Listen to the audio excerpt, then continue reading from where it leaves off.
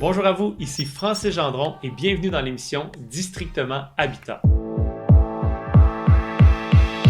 Alors pour cette occasion, je me suis entouré d'une équipe vraiment extraordinaire. Bonjour et bienvenue à tous. Allô? Bonjour. Salut. Si vous aviez une chose à recommander aux gens, donc les gens qui nous écoutent, là, ils ne savaient pas c'était quoi une maison écologique avant de commencer, par exemple.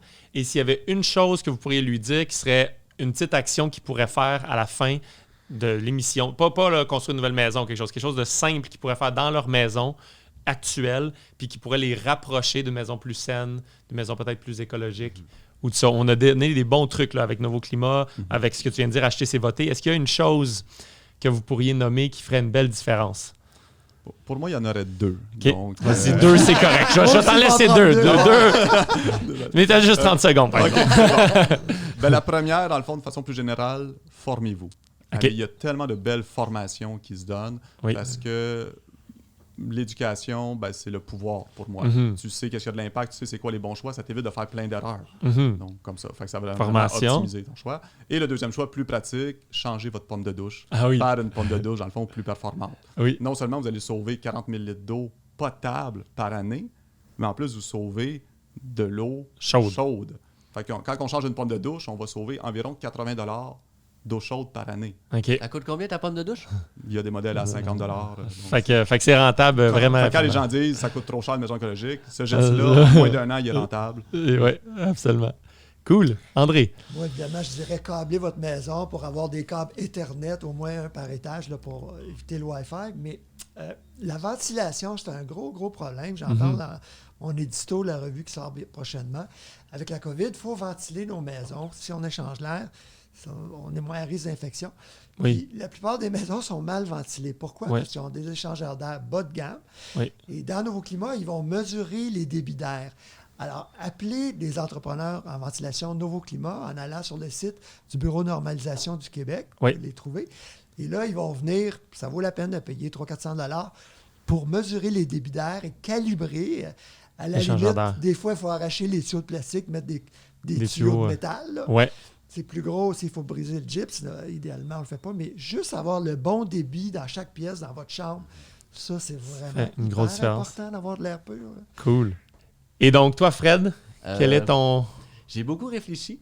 C'est sûr que si vous faites une rénovation, pendant que vous faites une rénovation, vous pouvez passer un fil pour des panneaux solaires plus tard. Si vous refaites votre toiture, peut-être poser des panneaux solaires ou le préparer.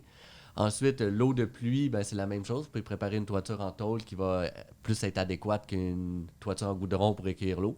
Mais elle, que tout le monde peut faire, je pense, c'est rendre l'autonomie au niveau de l'alimentation, prendre des pas dans cette direction-là, comprendre le jardinage.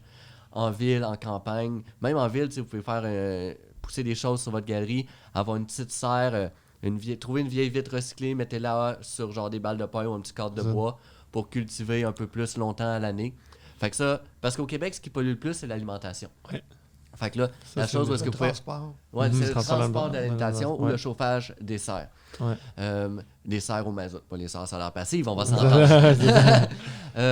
Fait que de travailler sur son autonomie et de voir, dans le fond, comment je peux faire pousser des choses dans ma fenêtre, comment je peux faire pousser des choses sur mon balcon, comment je peux avoir des germinations.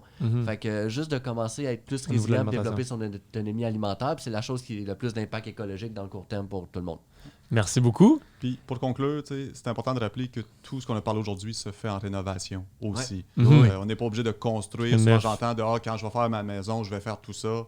Il y a plein de choses qu'on peut faire déjà aujourd'hui dans notre bâtiment. En réno. Super. Un dernier tour de table, juste pour nous dire si les gens veulent vous suivre, comment on fait pour vous retrouver sur Internet, soit vos projets ou soit vous-même.